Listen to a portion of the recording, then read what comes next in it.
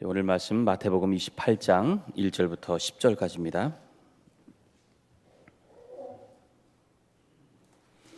마태복음 28장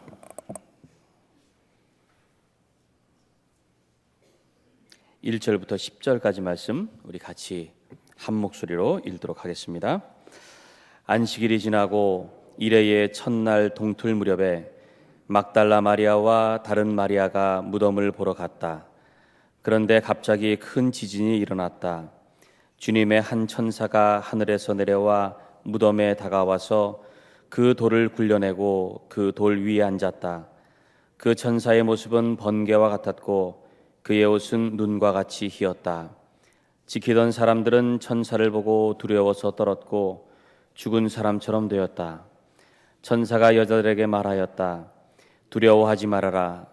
나는 너희가 십자가에 달리신 예수를 찾는 줄 안다. 그는 여기에 계시지 않다. 그가 말씀하신 대로 그는 살아나셨다. 와서 그가 누워 계시던 곳을 보아라. 그리고 빨리 가서 제자들에게 전하기를 그는 죽은 사람들 가운데서 살아나셔서 그들보다 먼저 갈릴리로 가시니 그들은 거기서 그를 뵙게 될 것이라고 말하여라. 이것이 내가 너희에게 하는 말이다. 여자들은 무서움과 큰 기쁨이 엇갈려서 급히 무덤을 떠나 이 소식을 그의 제자들에게 전하려고 달려갔다. 그런데 갑자기 예수께서 여자들과 마주쳐서 평안하냐 하고 말씀하셨다. 여자들은 다가가서 그의 발을 붙잡고 그에게 절을 하였다. 그때 예수께서 그 여자들에게 말씀하셨다. 무서워하지 말아라. 가서 나의 형제들에게 갈릴리로 가라고 전하여라. 그러면 거기에서 그들이 나를 만날 것이다. 아멘. 오늘도 주님께서 우리에게 주실 귀한 은혜가 있습니다. 기대하는 마음으로 잠시 묵상하겠습니다.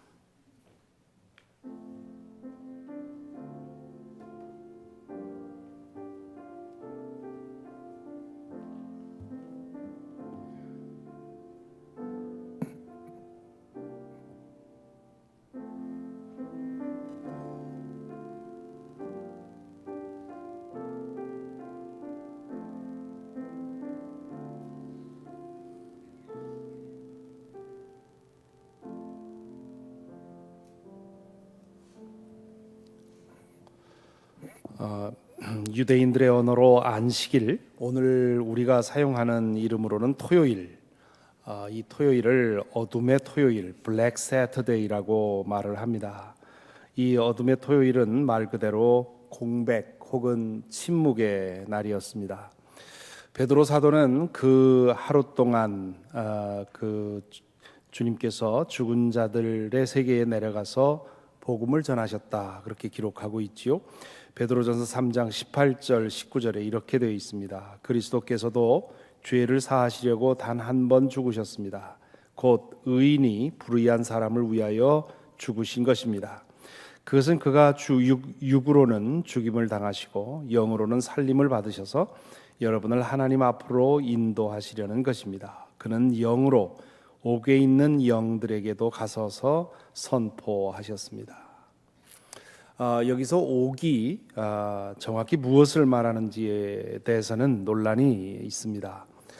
천주교에서는 이것을 연옥이라고 해석을 합니다마는 개신교회는 연옥을 인정하지 않지요. 그러므로 죽은 자들의 세계에 내려가서 복음을 전했다는 뜻이 아닌가 싶습니다. 하나님의 나라는 시간과 공간을 초월하는 것이기 때문에 그럴 수 있는 일이지요. 어쨌거나 어둠의 토요일, 이 하루 동안 주님께서는 우리가 사는 이 시공의 세계 저편에서 무슨 일인가를 하셨습니다. 그러므로 우리 편에서 볼 때는 하루 동안 완전한 침묵의 시간이었지요. 그렇게 안식일이 지나고 일요일이 시작되었습니다. 아무것도 할 수 없었던 안식일이 끝나자 막달라 마리아와 다른 마리아가 무덤을 보러 갑니다. 이 여인들은 예수님의 마지막 순간을, 중요한 순간을 먼 발치에서 함께 하지요. 십자가에 달려 돌아가실 때, 그리고 아리마대 요셉의 무덤에 안장될 때 그들은 그곳에서 증인으로 있었습니다. 그리고 안식일 하루 동안 그들은 애를 태웠겠지요. 안식일이 끝나는 나팔이 울리기를 학수고대했을 것입니다. 그들이 무덤에 도착했을 때 갑자기 큰 지진이 일어납니다. 그때 여인들은 꿈인지 생신지 구분하기 어려운 광경을 목격을 하지요. 천사가 하늘로부터 내려오더니 무덤 문을 막은 돌을 굴려내고 그 위에 앉은 것입니다. 여인들의 눈에 그 천사의 모습은 번개와 같았고 그의 옷은 눈과 같이 희었습니다. 무덤을 지키고 있던 병사들은 모두 두려워서 땅에 엎드려 죽은 듯이 있었습니다. 이 모든 것은 여인들이 나중에 제자들에게 전해준 대로 적은 것이지요. 여인들은 너무도 놀라운 광경에 정신이 혼미해졌을 것입니다. 따라서 우리는 정확히 이때 일어난 일이 무엇인지는 알 수가 없습니다. 여인들이 말해준 것을 토대로 해서 추측할 수밖에 없지요. 예수께서 십자가에 달리셨을 때 온 땅에 어둠이 임했고 운명하셨을 때 땅이 흔들리고 바위가 갈라지고 무덤이 열렸다고 했습니다. 예수님의 죽음이 한 개인의 죽음이 아니라 온 인류의 구원의 사건이고 인간의 영혼에 관한 사건만이 아니라 우주의 새 탄생의 사건이라는 뜻입니다. 주님께서 운명하실 때 이런 우주적인 흔들림이 있었다면 부활하실 때는 더욱더 그랬겠지요. 죽은 자들 가운데 내려가셨던 주님께서 죽음의 권세를 깨치고 다시 일어나신 것은 우리 인간의 영혼만을 위한 일이 아니라 온 우주에 미치는 그런 일이었다는 얘기입니다. 병사들이 땅에 엎어져서 죽은 척 했던 것을 생각하면 두 여자도 무척 두려워했을 것입니다. 그때 천사가 여자들에게 말하지요. 두려워하지 말아라. 나는 너희가 십자가에 달리신 예수를 찾는 줄 안다. 그는 여기 계시지 않다. 그가 말씀하신 대로 그는 살아나셨다. 와서 그가 누워 계시던 곳을 보아라. 그리고 빨리 가서 제자들에게 전하기를 그는 죽은 사람들 가운데서 살아나셔서 그들보다 먼저 갈릴리로 가시니 그들은 거기서 그를 뵙게 될 것이라고 하여라. 이것이 내가 너희에게 하는 말이다. 여자들은 무서움과 큰 기쁨이 엇갈렸다고 마태는 기록하고 있습니다. 왜 안 그랬겠습니까? 죽으셨던 주님께서 다시 살아나셨다니 기뻤습니다마는 도대체 이게 무슨 영문인지 알 수가 없었으니 무서웠을 것입니다. 또한 일상적인 경험으로는 한 번도 해보지 못한 그런 상상을 초월하는 그런 사건을 경험했을 때 우리는 이런 모순적인 감정을 느끼게 되어 있습니다. 여인들은 무덤을 확인도 하지 않고 급히 떠나서 제자들에게 달려가지요. 정신없이 달려가는데 맞은편에서 누군가가 다가옵니다. 그냥 지나치려고 하는데 그 낯선 사람이 말을 걸지요. 평안하냐?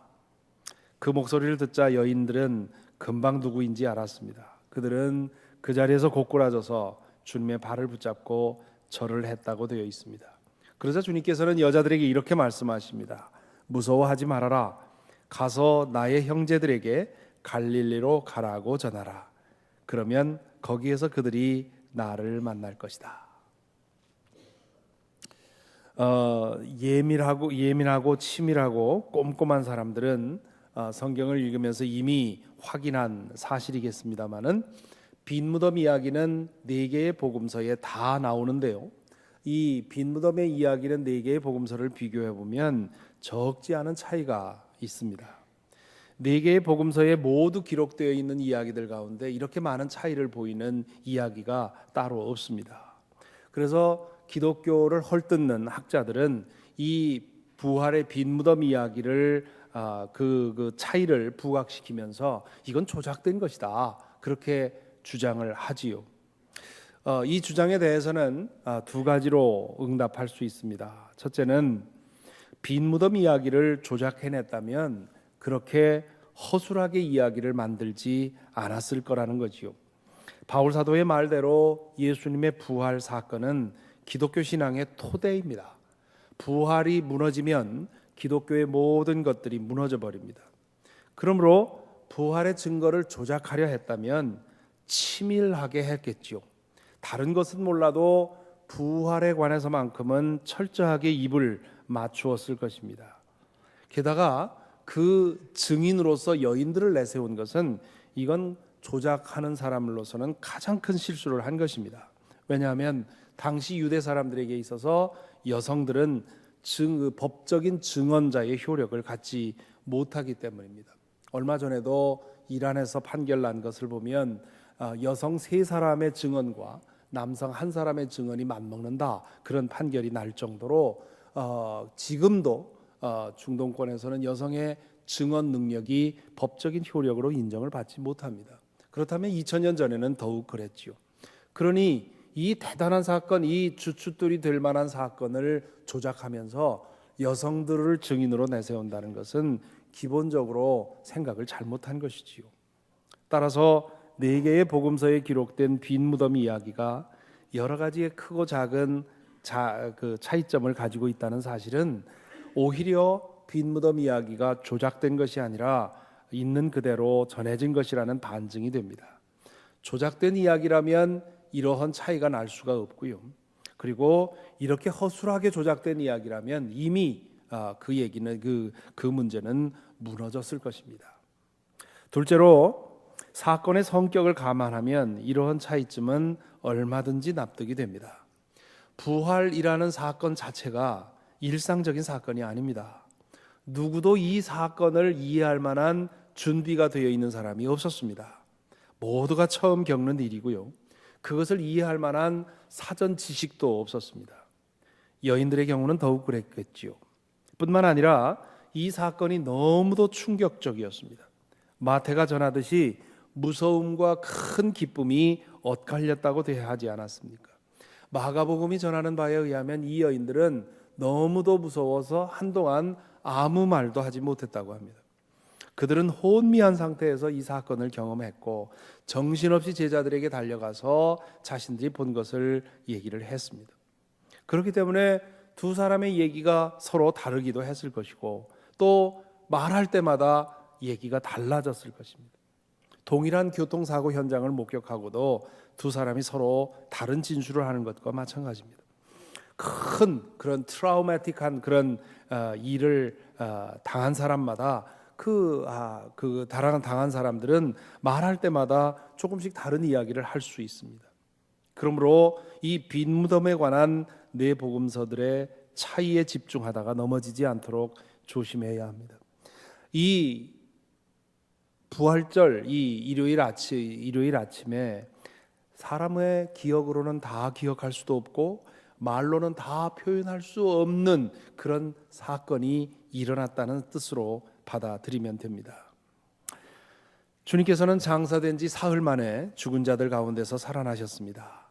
날수를 따지자 보니까 40날이지요. 금요일 저녁에 매장되셔서 토요일 하루 지내시고 그리고 일요일 시작하자마자 부활하셨으니까 날수를 따지면 40날인데 시간으로 따지면 기껏해야 하루 반 정도 지난 시간입니다. 부활했다고 하는 것은 옛날 몸으로 돌아왔다는 뜻이 아닙니다. 그건 소생한 거지요. 소생한 사람은 얼마 있다가 다시 죽습니다. 하지만 부활은 신령한 몸으로 변모한 것입니다. 부활한 몸은 더 이상 죽지 않습니다. 그것은 홀령만 살아있는 것도 아닙니다. 육신을 포함한 것입니다. 그래서 빈 무덤이 중요합니다. 만약에 무덤이 비어있지 않았더라면 그랬다면 이 예수님의 부활은 전혀 다른 것으로 오해가 되었을 것입니다. 이것은 당시 독자들에겐 매우 중요한 문제였습니다. 왜냐하면 당시 사람들은 헬라 철학의 영향으로 인해서 영혼 불멸을 믿는 사람들이 많았습니다. 만일 빈 무덤이 비었다는 사실이 발견되지 않았다면 사람들은 예수님의 부활을 영혼의 귀환으로 오해했을 것입니다. 예수님의 부활은 그런 것이 아니었습니다. 그분은 제자들과 함께 식사를 하기도 하셨고요. 손에 난 못자국을 보여주기도 하셨습니다. 하지만 그 몸은 시간과 공간을 넘나듯이 들으셨습니다.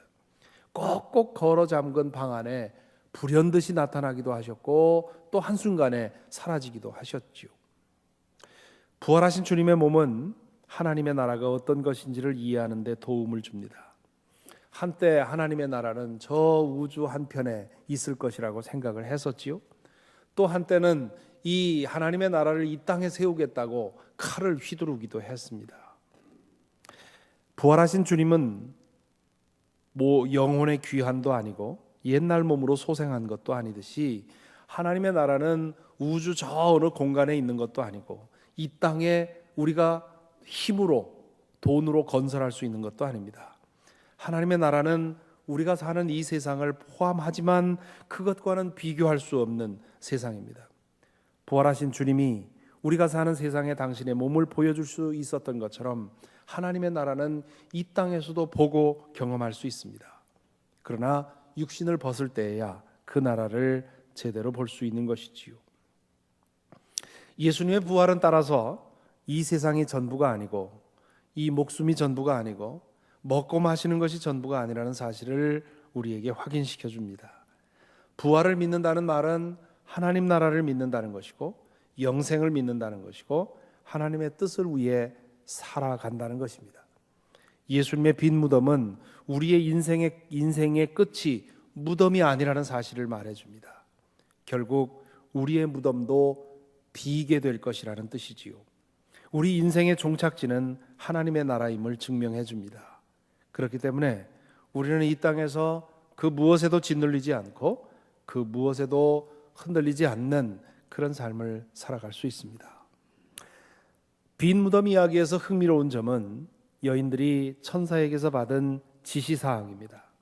그들은 제자에게 갈릴리로 가서 부활하신 주님을 만나라고 전하라는 명령을 받았습니다. 부활하신 주님께서 그들보다 먼저 갈릴리로 가시니 그곳으로 가서 주님을 만나라 하는 기별을 전하라고 여인들은 받습니다.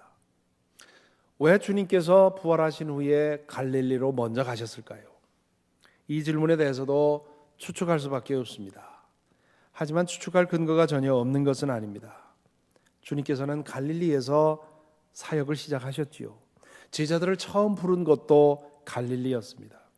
그러므로 부활하신 주님께서 갈릴리로 가신 것은 새로운 출발을 의미한다 할 수 있습니다.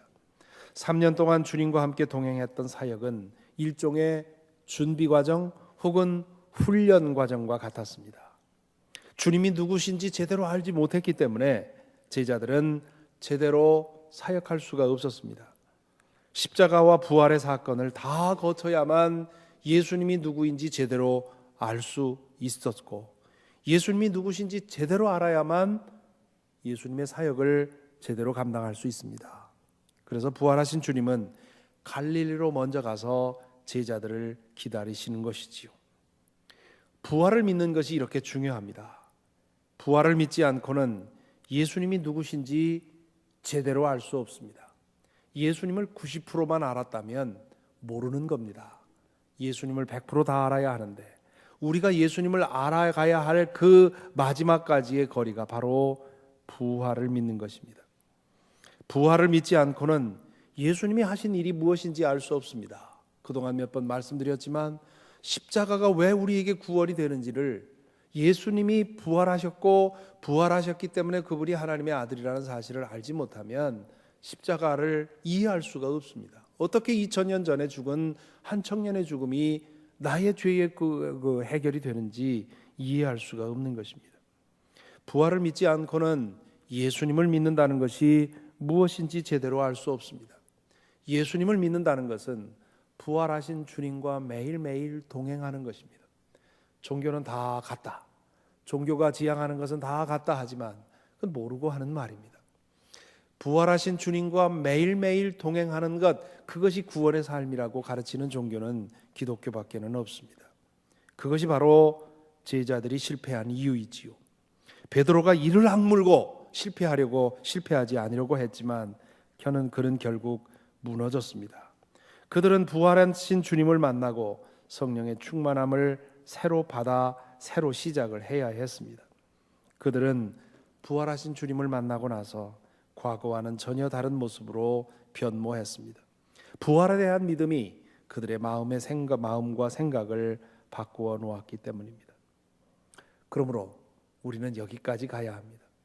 골고다에서 끝나면 안 됩니다. 골고다를 거쳐서 부활에까지 이르러야 합니다. 여러분은 어떻습니까? 부활을 진실로 믿으십니까?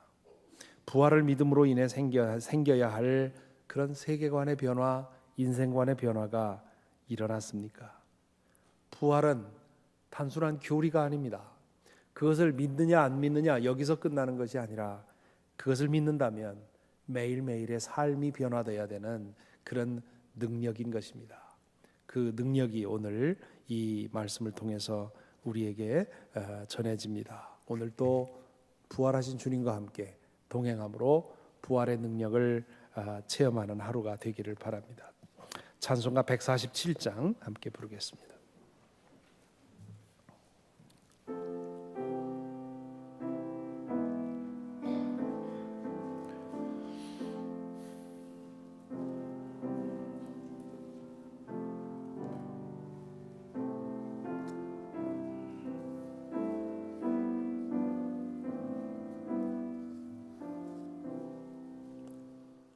거기 너 있었는가 그때에 주님 그 십자가에 달릴 때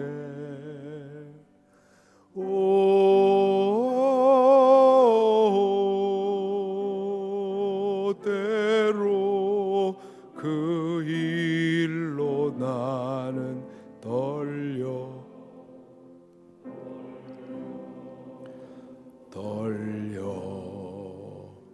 거기 너 있었는가 그때에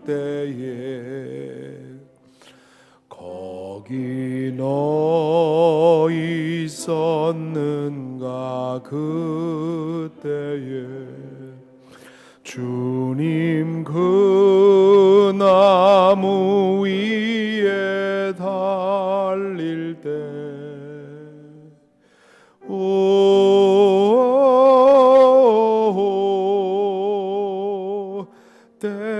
때로 그 일로 나는 떨려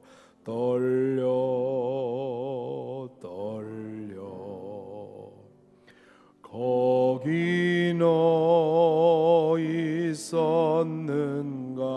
그때에 거기 너 있었는가 그때에 해가 그 밝은 빛을 잃을 때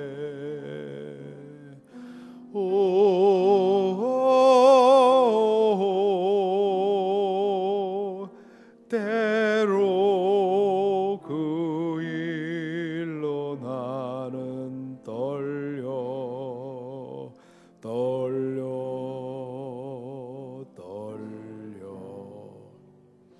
거기 너 있었는가 그때에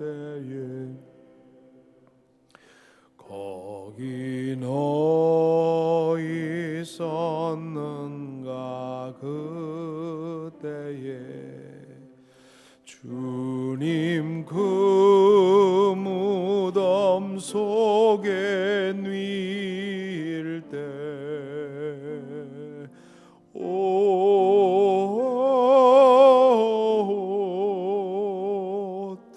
때로 그 일로 나는 떨려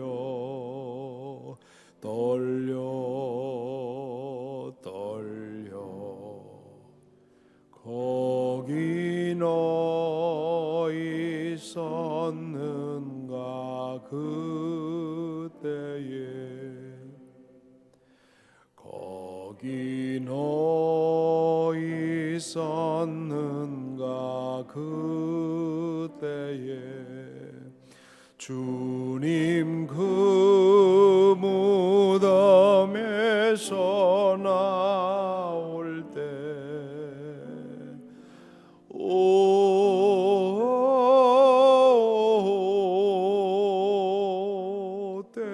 때로 그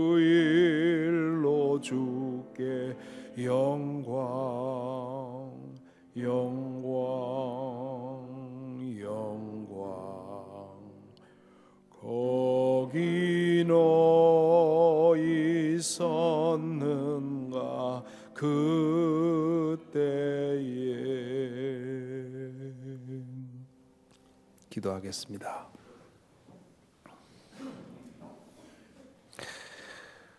주님께서 부활하심으로 인해서 2000년 전에 있었던 그 모든 사건은 2000년 전이 아니라 언제든지 시간을 초월하여 우리가 그 사건을 경험할 수 있습니다.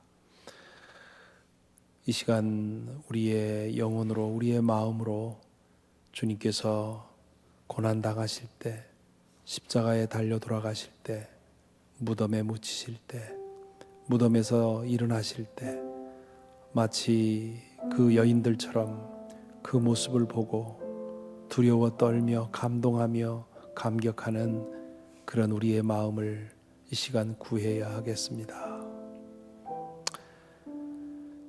그렇습니다. 우리가 사는 세상 참으로 어이가 없이 상상할 수 없는 일들이, 사건들이 일어나는 세상입니다. 우리의 생명이라고 하는 것, 손에 쥐었다 싶으면 빠져나가는 것이 우리의 생명입니다. 매일 죽음을 전제하고 살지 않으면 살아갈 수가 없습니다. 우리의 생명을 내놓고, 목숨을 내놓고 오늘 하루도 살아가야 합니다. 그러나 그 안에 부활하신 주님이 함께 동행하십니다. 우리가 가려고 하는 곳에 먼저 가 계셔서 우리를 기다리십니다. 부활하신 주님께서 우리와 함께 동행하시고 함께 살아가시기를 원합니다. 그것이 기독교의 복음입니다. 부활하신 주님께서 부활하셔서 우리와 함께 계시고 우리의 희망이 되시며 안내자가 되시고 힘이 되시고 길잡이가 되신다는 사실이 바로 기독교의 복음입니다. 그 복음을 믿으면 세상이 달라 보이게 되고요, 우리의 살아가는 모습이 달라질 수 있습니다. 저 큰 비극을 생각하면서 오늘 우리가 매일매일 싸움하고 씨름하고 전전긍긍하는 문제가 얼마나 작아 보이는지, 지금 그런 거 가지고 고민할 때가 아닌 것을 슬픔을 당한 가족들을 생각하며 깨닫습니다. 큰 그림을 보면 작은 것들에 대한 생각이 달라지게 되어 있습니다. 예수 그리스도의 부활을 보고 하나님 나라를 보게 되면 이 땅에 우리의 삶이 달라 보입니다. 우리가 무엇에 붙들려 살아가야 할지를 알게 되고요, 우리가 헛된 것을 붙들고 전전긍긍하고 잠 못 이루었다는 사실을 알게 되고요, 헛된 것으로 인해서 우리의 마음을 속태웠다는 사실도 알게 됩니다. 이 시간 부활의 신앙을 구하십시다. 부활하신 주님 매일매일 우리 안에 계시는데 주님과 함께 동행하게 해 주옵소서. 주님의 부활을 믿게 하셔서 하나님 나라 보게 하시고 그 하나님 나라의 시각을 가지고 매일매일 살아가게 하옵소서. 그 기도가 우리에게 있어야 할 줄로 믿습니다. 이 시간에 우리 함께 소리를 내서 우리 자신의 부활의 신앙을 위해서 기도하십시다. 아버지 하나님 감사합니다. 이 아침에 우리를 깨워주시옵시고 주님의 기도의 자리로 불러주셔서 함께 말씀 읽고 기도하게 하시고 주님의 은혜로 깨우침을 받게 하여 주시니 감사합니다. 그렇습니다. 주님, 우리가 죽음을 내놓고 살아갑니다. 목숨을 내어놓고 살아갑니다. 언제 어떻게 불림을 받을지 모르는 우리의 인생입니다. 아버지 하나님, 그리하여 주님 앞에 구합니다. 예수 그리스도의 부활을 진실로 믿게 하여 주옵소서. 그 부활의 능력 안에 우리가 참여했다는 사실을 알게 하여 주시옵소서. 부활하신 주님께서 우리와 함께 동행하신다는 사실을 알게 하여 주옵소서. 우리가 지금 하나님의 나라를 살고 있다는 사실을 알게 하여 주옵소서. 우리 안에 영생이 있음을 알게 하여 주옵소서. 우리 안에 영원한 생명이 있음을 알게 하여 주옵소서. 오 주님 우리에게 이 마음의 눈을 뜨게 해주셔서 하나님 나라 보게 하여 주시옵시고 그 엄청난 부활을 볼 수 있도록 인도하여 주시어서 이 땅에서 우리의 살아가는 생각에 살아가는 모습이 달라지게 하여 주시옵소서. 주시옵시고 세상 바라보는 우리의 시각이 달라질 수 있도록 인도하여 주시고 매일매일 살아갈 때 우리의 언행 심사가 달라질 수 있도록 오 주님 부활을 믿는 사람답게 살아가도록 오늘 하루도 지켜주시고 인도하여 주옵소서. 이 시간 우리의 공동의 기도 제목은 선교사님들을 위해 기도하는 시간입니다. 나다니엘 선교센터의 김승석 선교사님, 김종희 선교사님, 또 남아공의 장용석 권사님, 강준희 권사님, 그리고 니카라구아의 전고 선교사님, 또 탄자니아의 박윤석 선교사님, 또 우리가 개인적으로 알고 있는 여러 선교사님들이 있습니다. 그들을 위해서 기도해 주시고요. 또한 이 시간 이 엄청난 사고를 당해서 고통받고 있는 그 많은 찢어진 가슴들을 위해 중보해야 되겠습니다. 또한 한순간에 수장이 되어서 죽었는지 산지 살아있는지 알지 못하는 저 많은 생명들, 하룻밤이 지나도 하루 낮이 지나도 아직도 제대로 구출된 사람이 없는 그런 절망적인 상황에 있습니다. 이 모든 일들이 이제 속속 밝혀지는 바와 같이 인간들의 그 사소한 탐욕이 쌓이고 쌓여서 이렇게 많은 엄청난 문제를 만들어냈습니다. 우리의 작은 탐욕이 이렇게 큰 일로 비화될 수 있다는 것 생각하며 우리 인간의 그 고칠 수 없는 탐욕을 생각하면서 또다시 주의 복음을 위해 기도해야 되겠습니다. 이 시간 우리 함께 기도하실 때 선교사님들을 위해서 그리고 비명에 간 희생된 그 무고한 생명들을 위해서 또한 그들을 구출하기 위해서 지금도 밤잠을 쉬지 자지 않고 고생하고 있는 그런 대원들을 위해서 그리고 무엇보다도 사랑하는 사람의 생사도 알지 못해서 가슴이 미어지는 고통을 당하고 있는 가족들을 위해서 기도하시고요. 그리고 이 모든 일을 만들어낸 우리의 그 고칠 수 없는 탐욕, 이익을 위해서라면 무슨 일이든 하는 그 탐욕을 고쳐주시기를 구해야 되겠습니다. 이 시간 우리 함께 다시 한번 이 모든 기도 제목을 가지고 좀 오래도록 함께 기도하겠습니다. 아버지 하나님, 이 엄청난 비극 앞에서 주님 앞에 기도하지 않을 수가 없습니다. 주님이여 이제 간절히 구합니다. 주님 비명의 생사를 달리한 저 꽃다운 생명들을 주님 앞에 맡깁니다. 주님이여 저들의 영혼을 받아주시옵시고 저들을 위로하여 주시며 아버지 이 땅보다는 더 아름답고 더 행복한 삶으로 주님 인도하시고 붙들어 주시옵소서. 사랑하는 사람들을 잃고 깨어져 심히 통곡하며 우는 저 많은 가족들을 주님 어찌하겠습니까? 저 아픔과 저 상처를 어찌하겠습니까? 오 아버지여 저들 가운데 함께 울고 함께 통곡하시는 줄 믿습니다. 주님이여 저들을 위로해 주시옵시고 아버지 하나님 저들의 상처가 회복될 수 있도록 주님이여 인도하여 주옵소서. 저들을 구출하기 위해서 수고하는 많은 이들이 있습니다. 아버지 하나님 그 일들을 붙들어 주시옵시고 저들에게 힘 주시고 능력 주셔서 아버지 하나님 할 수만 있다면 빠른 시간 안에 구출할 수 있도록 주님 도와주시옵시고 한 생명이라도 주님 건진받는 역사가 기적이 일어날 수 있도록 주님 붙들어 주시옵소서. 물속에서 주님 생사를 나누며 발버둥 치는 생명이 있다면 주님 지켜주시옵시고 주님이여 구출될 수 있는 은혜 허락하여 주시옵소서. 아버지 하나님 우리의 탐욕을 회개합니다. 아버지 하나님이 우리의 탐욕이 이런 문제를 만들어냈습니다. 우리의 죄가 이러한 비극을 만들어냈습니다. 오 주님이여 이 사건을 보면서 우리 자신을 돌아봅니다. 우리 안에 있는 탐욕을 보니 아버지여 인도하여 주시고 주의 성령의 은혜로서 우리를 새롭게 빚어주셔서 아버지 하나님의 뜻을 따라 살아가는 저희가 될 수 있도록 인도하여 주시옵소서. 우리의 선교사님들을 기억했습니다.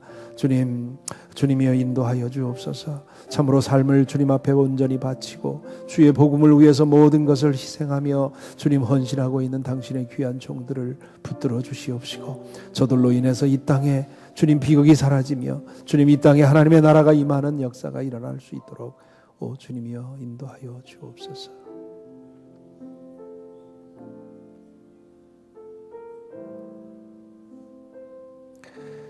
사랑의 주님,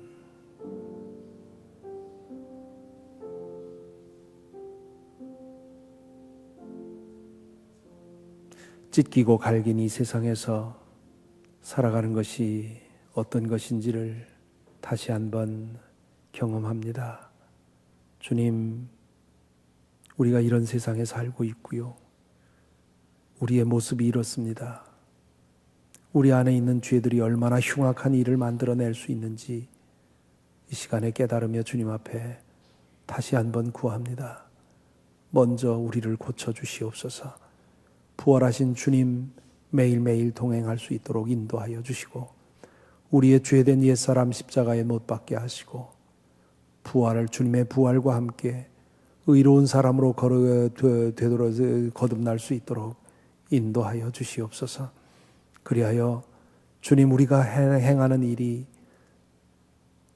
우리의 탐욕으로 인해서 이루어지는 일이 되지 않도록 인도하여 주시옵시고, 오 주님이여, 우리를 통해서 주님의 나라가 이 땅에 더욱더 확장되는 역사가 일어날 수 있도록 인도하여 주시옵소서.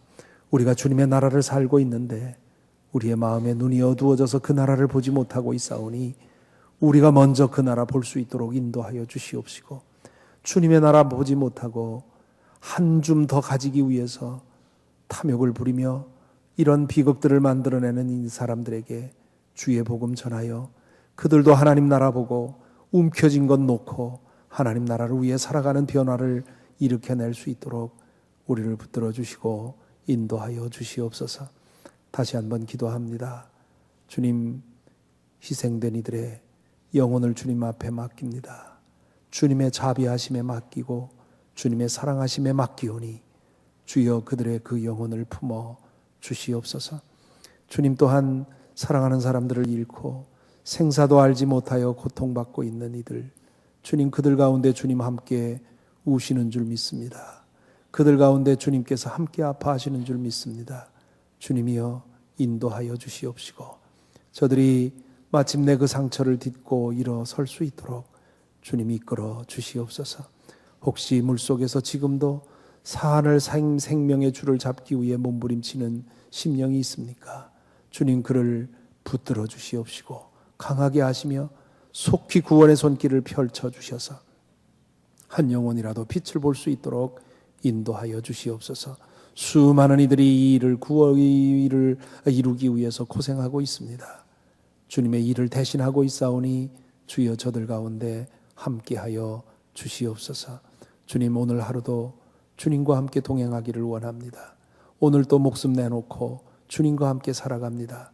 주님, 오늘 하루 저희와 함께 해 주시옵시고 또한 주님과 함께 잠자게 하여 주시옵소서. 주님, 우리의 삶을 통해 영광 받아 주시옵소서. 우리 주 예수 그리스도 이름으로 기도하옵나이다. 아멘.